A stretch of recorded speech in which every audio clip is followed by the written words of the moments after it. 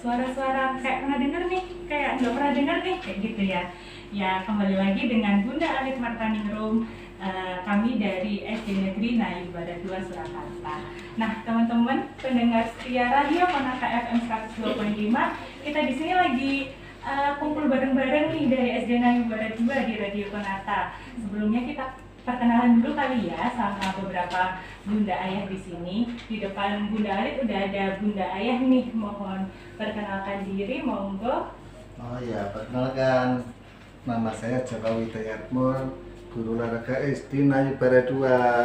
Selamat siang. Halo, selamat siang Bapak Joko. Ya, semangat pagi semuanya pendengar Radio Konata. Perkenalkan, saya dipanggil Kak atau Bunda ya ini? Iya, mau dipanggil Kak atau Bunda nih Bu? Wah, kakak saja ya. Iya. Nama Wahyu Ratnawati selaku Kepala Sekolah SD Negeri Nayu Barat 2 Kota Surakarta. Wih, seru sekali. Di sini ada Kak Joko atau Ayah nih? Kak Joko saja ya. Oke, kita beberapa menit ke depan akan mengobrol salah duanya dengan Kakak Joko dan Kakak Wahyu. Oke, yang pertama mungkin dulu sih kayaknya udah pernah nih diceritain tentang SD Nayu Barat 2, tapi kan nggak semua pendengar udah denger ya kakak-kakak sekalian. Nah, boleh tolong diceritain dong gimana sih atau di mana atau gambaran SD Nayu Barat 2 itu seperti apa kayak gitu. Siapa dulu nih Kak Joko? Oh, Kak Wahyu aja ya. Oh iya, siap. Atau kita switch dulu ya? Iya, seru sekali nih. Oke. Terima kasih. Nama salam pramuka. Salam. Ya, sebelumnya saya ucapkan terima kasih kepada Radio Konata FM, Kak Arbain, Kuartir Cabang Kota Surakarta, Dinas Pendidikan Kota Surakarta, dan yang tim saya banggakan yaitu praktisi Nabar 2 yang hebat. Nah, sebelumnya kita sudah pernah siaran di sini ya, Bunda Alit ya? Iya. Betul Kak Jaka ya? Nah. Iya, di Radio Konata FM tercinta ini. Nah, tetapi mungkin ada yang lupa atau beberapa pendengar yang baru nih juga, mari kita mengenal kembali ya mengenai SD Negeri Nayu Barat 2 Kota Surakarta. Begitu ya Bunda Alit ya? Iya, seru banget Kak. Ya, bahwa SD Negeri Nayu Barat 2 Kota Surakarta ini merupakan salah satu sekolah dasar inklusi yang berada di Jalan Majapahit 1 nomor 21 Nusukan Banjarsari Surakarta, tepatnya di sebelah timur Pasar Nusukan. Nah, lokasi kami berada di pinggiran rel kereta api yang cukup ramai. Nah, saat ini tuh ramai sekali ya Kak ya, Iya. karena masih pembangunan rel itu. Iya. Iya. Yang dekat masjid gede ini ya. Iya. Oh iya, masih viral ya. Iya, siapa ini yang pendengar yang belum main ke masjid besar Solo ya, segera ke sana karena daerah lain itu sudah berwisata loh. Mengunjunginya. Iya, betul sekali. Nah, teman-teman semua, bahwa warga SD Negeri Nayu Barat 2 Kota Surakarta ini ada 17 guru dan karyawan, serta jumlah siswanya itu ada 158 siswa, baik siswa reguler maupun siswa inklusi. Iya dong, banyak ya, alhamdulillah, asik. Nah, kebetulan beberapa waktu lalu sekolah kami mendapatkan kepercayaan oleh Dinas Lingkungan Hidup Kota Surakarta, yaitu dengan pembentukan Gerakan Peduli dan Berbudaya Lingkungan Hidup di Sekolah, atau biasa disingkat dengan GPBLHS ya. Nah, dengan kepercayaan yang diberikan kepada sekolah kami, alhamdulillah warga sekolah kami itu menyambut baik ya, baik dari guru, siswa, orang tua, komite sekolah, bahkan masyarakat di sekitar sekolah kami. Nah, karena apa? Gerakan Peduli dan Berbudaya Lingkungan Hidup di Sekolah itu memiliki banyak manfaat. Ya, selanjutnya kita berkolaborasi dan juga berinovasi bersama dengan gerakan pramuka di sekolah itu Bunda, sama Kak Joko. Jadi kita itu tidak terlepas dari roh atau jiwa pramuka ya. Oke. Berarti ternyata gerakan peduli dan berbudaya lingkungan hidup sekolah ini tuh ada hubungannya ya, ada kaitannya gitu ya Kak dengan pramuka di sekolah juga ya? Iya, betul sekali nih Bunda. Kayaknya pembahasan kita akan semakin seru ya teman-teman ya. Iya, tentu dong. Nanti kan kita juga ada siswa-siswi kami yang hebat ya, yang berprestasi juga ikut gabung. Bergabung di sini nanti ya. Iya, buat gambaran teman-teman di rumah yang di sini tuh lagi rame banget nih teman-teman. Bahkan nggak cuman kakak-kakak pembina, bunda ayah pembina, tetapi juga ada teman-teman dari SD Negeri Nayubara 2. Jadi ananda-anandanya pun akan ikut juga. Nah, semakin seru nggak sih? Semakin deg-degan dan semakin ingin tahu. Kita break sebentar, lalu kita lanjutkan lagi ya. Stay tune at Konata 102.5 FM. Sih pembentukannya kan awalnya dari RPP-nya ya Kak ya. Iya, Nah iya. dari RPP ini gimana biar bisa mewujudkan GPBLHS? Kayak kan mungkin teman-teman di rumah penasaran banget nih. Apa hubungannya RPP atau apa hubungannya pendidikan di sekolah dengan GPBLHS ini? Ini mah disampaikan Kak Ejin, sih juga ada Kak Ejin loh.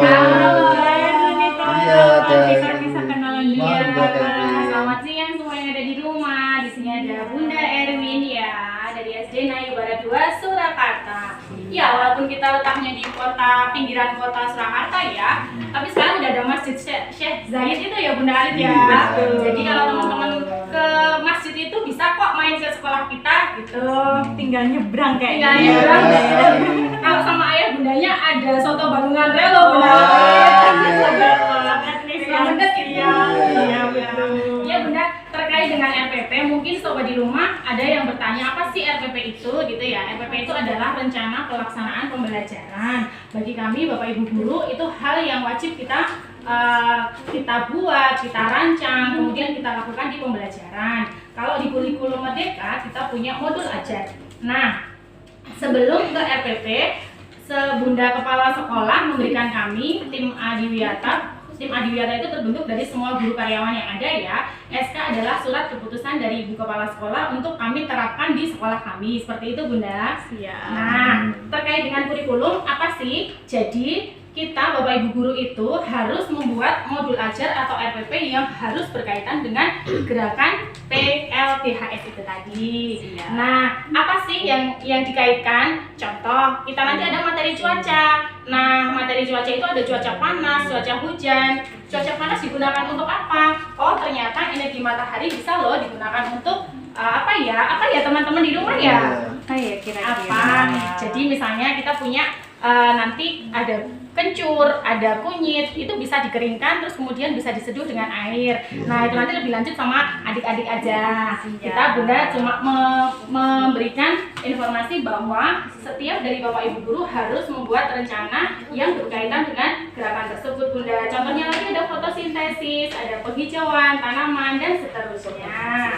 Oke, satu lagi Bunda Alit. Jadi di gerakan GPBLHS itu ada yang namanya Pokja. Teman-teman yang di rumah harus tahu Pokja itu apa. Pokja adalah kelompok kerja. Nah, di kelompok kerja itu ada 3, Pokja kebersihan, sanitasi, fungsi drainase dan pengelolaan sampah. Jadi nanti kita bisa recycle sampah loh Bunda Alit. Iya.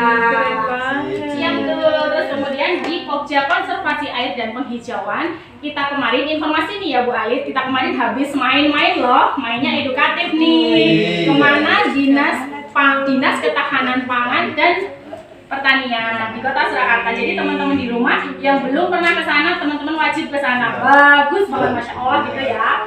Terus yang terakhir, Pokja konservasi energi dan inovasi. Jadi itu tadi memanfaatkan energi apa yang ada di sekitar kita. Kemudian, apa sih inovasi itu? Inovasi itu adalah membuat barang atau benda yang belum jadi atau benda mentah, bahan mentah menjadi inovasi atau produk jadi. Nanti selebihnya akan dibahas dibahas oleh adik-adik Bunda Alit begitu.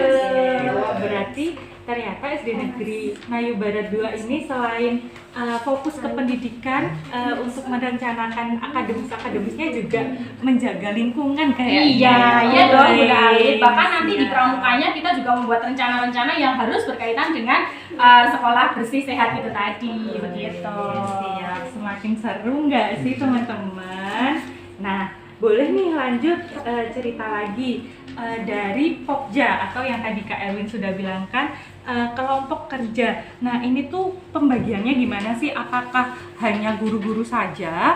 Ataukah seluruh warga sekolah? Ataukah kelompok ini tuh bagiannya ada siapa aja dan bagaimana gitu? Mungkin bisa digambarkan kegiatan-kegiatan di Pokja-Pokjanya. Oke, terima kasih Bunda Alit pertanyaannya. Jadi seperti yang sudah Bunda Erwin katakan tadi, bahwasanya SK dari Bu Ibu Kepala Sekolah itu melibatkan kami, Bapak Ibu Guru Karyawan, dan anak-anak yang kami namakan dengan Duta Adiwiyanta Bunda Alit. Nah, itu semua karena sekolah kami sekolah hebat Bunda Alit. Apa sih hebat itu? Harmonis, edukatif, berkarakter, adaptif, dan transformatif. 102.5. Nah, tadi mau kenalan kan? Ini biar teman-teman di rumah tahu serunya di sini, boleh ya habis ini semua bersuara ya. Halo teman-teman. Halo. Sobat-sobat Konata bisa dengar ya di rumah ya. Jadi di sini lagi ramai banget nih. Nah, selanjutnya kita akan membahas mungkin bisa sama Bunda Erwin nih. Gimana sih tadi kelompok-kelompok kerja itu siapa aja di dalam kelompoknya? Ternyata ada duta-dutanya. Terus kira-kira gimana aja sih? Nanti boleh diceritain dengan Bunda dan teman-teman Ananda-Ananda dari SD Negeri Nayu Barat 2 Kota Surakarta. Iya, terima kasih Bunda Alit atas waktunya kembali. Nah, kita tadi sudah menyampaikan bahwa tidak hanya Bapak Ibu guru yang ada di sini Bunda, kita membawa ananda-ananda hebat kita. Yang pertama ada Mbak Nabila. Mbak Nabila ini dari Pokja apa Mbak Nabila?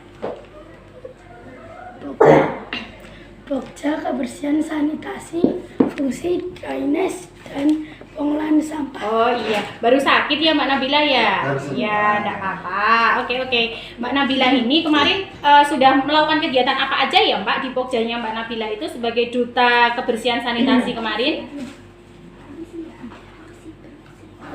Nah, Mbak Nabila kelompok kerjanya kemarin mau apa? Fokusnya pada apa? Kelompok kerja ini akan berfokus pada kebersihan sanitasi seperti pembiasaan cuci tangan serta menjaga kebersihan kamar mandi.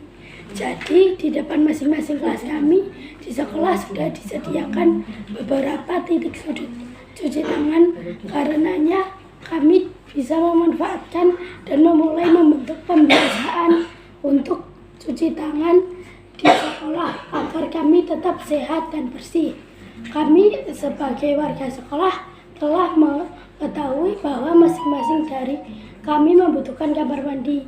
Karena kami perlu bersama-sama saling menyadari pentingnya menjaga kebersihan. Oke, terima kasih Mbak Nabila. Jadi garis besarnya seperti itu Bunda Alit, bahwasanya sanitasi air itu memang harus dikenalkan dengan murid-murid kami dari dini, bahwasanya ketika di kamar mandi, misalnya dari adab juga Bunda Alit, masuk kamar mandi itu harus kaki kiri. Terus kemudian nanti selepas dari kamar mandi, buang air kecil ataupun buang air besar harus dibersihkan sampai bersih. Nah, itu semua kan juga harus lancar drainasenya gitu ya Bunda Alit.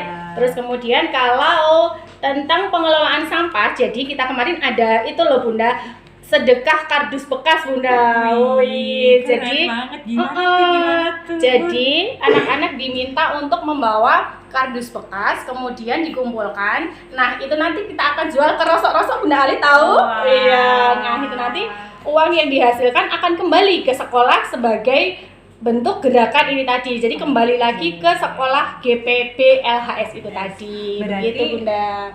Teman-teman ini mengumpulkan barang-barang yang mungkin sudah dianggap bekas dan sudah tidak terlihat tidak terpakai kan, kardus-kardus bekas biasanya di pinggir-pinggir kayak gitu ya Bunda ya. Iya. Terus habis itu dikelola lagi, namanya juga tadi pengelolaan sampah, kemudian dijadikan barang yang mungkin lebih bermanfaat. Betul. Dan kita rencananya mau ke BSI Bunda. Apa itu BSI? Apa tuh? BSI itu Bank Sampah Induk Bunda. Jadi letaknya di daerah Purwosari dan kita berencana untuk kunjungan ke sana gitu. Siap. Nah, di sampingnya Bunda Irin sudah ada Mas Tito ini. Mas Tito yang akan menyampaikan tentang Pokja apa Mas Tito? Konservasi air dan penghijauan. Oke, apa aja itu Mas Tito? Kami. Kebetulan sumber air di sekolah kami tersedia cukup banyak karena kami sebagai warga sekolah perlu untuk dapat menggunakan dan mengelolanya dengan bijak, karena beberapa waktu lalu air di tempat kami sempat mati karena proyek pembangunan. Dan di saat itu kami merasa sangat terganggu karena kalau mau ke kamar mandi tidak ada air, kalau mau wudhu dan ibadah juga tidak ada air. Bahkan hanya untuk cuci tangan pun juga kami kehabisan air. Sehingga kami perlu menyadari pentingnya penggunaan dan pengelolaan air di sekitar kami dalam bentuk gerakan peduli dan berbudaya lingkungan hidup di sekolah ini. Selain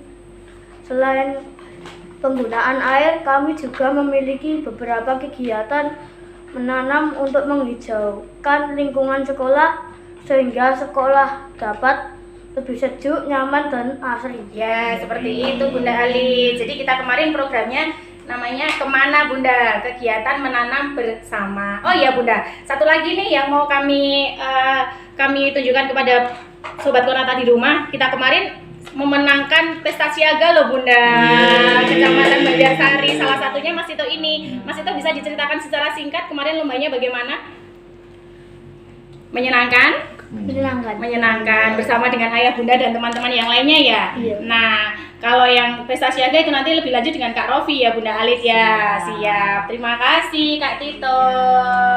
Nah, dengar-dengar pesta siaganya meskipun Kecamatan Banjarsari udah 10 besar ya Bunda iya ya. Bunda, alhamdulillah. Jadi, ya, meskipun mungkin teman-teman di luar sana mendengar kayak kok aku nggak dengar juara 1, 2, 3, memang kami sangat bersyukur karena kami masuk 10 besar, tetapi meskipun belum 3 tertinggi. Begitu Ya. teman-teman di rumah. Oke, nah ini Pokja terakhir kita Bunda Alit. Kita ada Pokja Konservasi Energi dan Inovasi yang akan disampaikan oleh Mbak Osa. Mbak Osa sudah siap untuk menyampaikan? Oke, silakan Mbak Osa. Kelompok kerja ini memiliki fokus dalam penggunaan dan pengelolaan energi yang terdapat di sekolah kami. Sekolah kami memiliki beberapa sumber energi yang kami manfaatkan setiap harinya dalam kegiatan belajar mengajar, mulai dari energi matahari, energi listrik, energi air, energi cahaya, dan sebagainya. Karenanya kami butuh menjaga dan mengelolanya agar tidak boros dan segera habis, mengingat mayoritas energi di sekitar kami bukan berasal dari makhluk hidup sehingga jumlah terbatas. Dan yang terakhir adalah inovasi kami sebagai warga sekolah yang ingin selalu meningkatkan keterampilan, khususnya dengan memanfaatkan hal-hal yang telah bersedia di sekitar kami.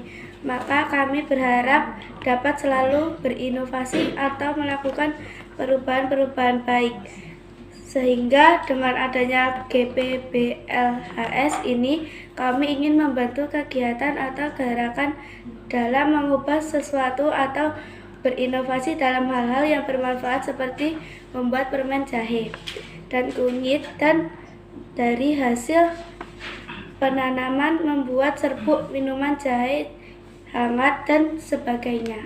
Oke, terima kasih Mbak Osa. Mbak Osa boleh diceritakan secara singkat kemarin cara membuat serbuk minuman jahe hangatnya yang dibuat Mbak Osa sendiri dengan teman-teman? Ya, Bisa diceritakan secara singkat Mbak Osa prosesnya?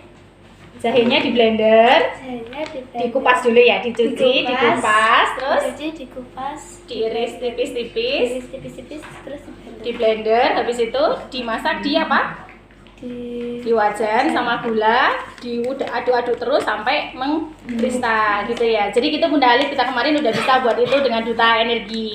Gitu. Seru banget. Terus kayaknya Bunda Ali juga melihat tuh Bun di grup ada video iklan Oh juga iya, iya kayaknya. Bunda. Yang iklan ya Mbak Osa. Masya Allah. Jadi teman-teman di rumah perlu diketahui nih. Kebetulan kan Bunda Ali juga ada ya di grup SD Negeri Nayu Barat 2 karena termasuk keluarga besar. Nah, teman-teman perlu tahu bahwa di Pokja Energi dan Inovasi ini mereka sudah berhasil membuat serbuk jahe yang namanya apa Kak Osa? serbuk jahe Jager Nabar 2 Bunda Ali, jahe seger Nayu Barat 2. Nah, nanti buat teman-teman yang pengen tahu rasanya atau gimana bisa kepo-kepoin atau tanya-tanya di Instagram kami atau Facebook kami SD Negeri Nayu Barat 2 Kota Surakarta. Selanjutnya kita akan kembali berbincang-bincang lagi, tetapi mungkin butuh istirahat dan minum sebentar ya. Oke. Halo Sobat Kunata. 1, 2, 3. Halo Sobat Kunata. Hey, nah di sini kita bertemu lagi kita bertemu. Nah, kemudian tadi Bunda Alit sudah berjanji ya sama teman-teman di rumah, pengen tahu gimana teman-teman inklusi atau teman-teman berkebutuhan khusus ketika kegiatan GPPLHS utamanya atau di saat kegiatan pramuka. Di sini udah ada 2 kakak-kakak cantik teman-teman. Nah, boleh kenalan dulu mungkin di sini ada kakak siapa dan siapa? Monggo. Oke, perkenalan dulu ya Bunda. Iya. Nama saya Ibu Kintan. Ya. Oh ya, panggil aja Kak Kintan aja ya, Siap, Kak Bunda. Kintan. Iya. Saya merupakan salah satu pseudo teacher yang ada di SD Nayu Barat 2. Saya di sini memegang anak inklusi kelas 1. Bunda. Wih, lagi seru-serunya aktif-aktifnya berarti ya Bunda ya kelas 1 itu anaknya. Iya, Bunda. Oke. Boleh diceritakan ketika pas pramuka sama pas kegiatan GPBLHS ini teman-teman di kelas 1 khususnya yang memiliki kebutuhan khusus kayak gimana sih Bunda? Anak yang saya pegang ini Bunda kebetulan masih kelas 1 ya, dan merupakan siswa inklusi. Walaupun masih kecil, dia sangat antusias dalam mengikuti kegiatan yang ada di sekolah. Anak sangat senang Bunda mengikuti kegiatan yang diberikan sekolah, didukung oleh fasilitas yang diberikan oleh sekolah. Apalagi guru-guru yang ada di sekolah SD Nayu ini sangat baik Bunda dan sabar dalam menghadapi anak-anak inklusi. Termasuk Kak Kintan. Iya. Oke, lanjut Kak. Dan dari kegiatan yang diberikan oleh sekolah ini, anak itu dilatih untuk bersikap baik Bunda kepada sesama, kepada orang yang lebih tua, dan pembiasaan hidup disiplin. Dan selain itu juga anak dilatih untuk bersikap gotong royong. Dia mengikuti kerja bakti dan mengikuti pramuka, begitu Bunda. Berarti teman-teman atau anak-anak inklusi di SD Nayu Barat 2 ini meskipun mereka ada kebutuhan khusus tetap diajarkan sesuai dengan nilai-nilai yang ada di pramuka dan GPBLHS ya, kayak tadi gotong royong, kerja bakti, kayak gitu-gitu ya Kak Kintan. Iya Bunda, betul Oke, sekali. siap. Nah, selanjutnya di sini juga ada kakak cantik ya.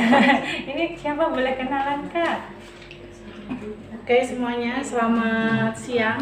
Siang. Ada pepatah mengatakan tak kenal maka kata sayang, maka izinkan saya memperkenalkan diri. Nama saya Lula Zahra, kalian bisa memanggilnya dengan sebutan Kak ataupun Mbak, biar kesolo-soloan ya. Siap. Saya juga merupakan shadow teacher yang ada di SD Negeri Nayu Barat 2. Anak yang bersama saya masih kelas 2, jadi masih kelas bawah ya. Siap. Berarti seru nih kayak Kak Kintan nih Kak Lulu nih. Boleh diceritain Kak Lulu anaknya gimana? Ya, kalau di sekolah walaupun sering harus menunggu moodnya, tapi jika dipancing dengan permainan pasti langsung mau mengikuti. Apalagi kalau kegiatannya yang di luar kelas seperti pramuka, gotong royong ataupun yang berkaitan dengan bersih-bersih pasti sangat antusias. Baik.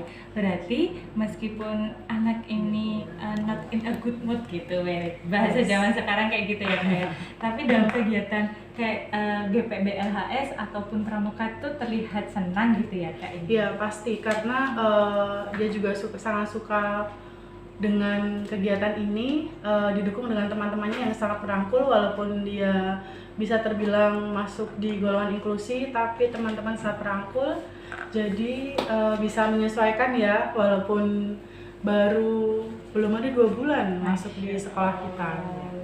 Jadi kayak gitu teman-teman. Nah, kebetulan SD Nayu Barat 2 ini juga merupakan sekolah ramah anak, dan alhamdulillah dari kedua shadow teacher, ceritanya shadow teacher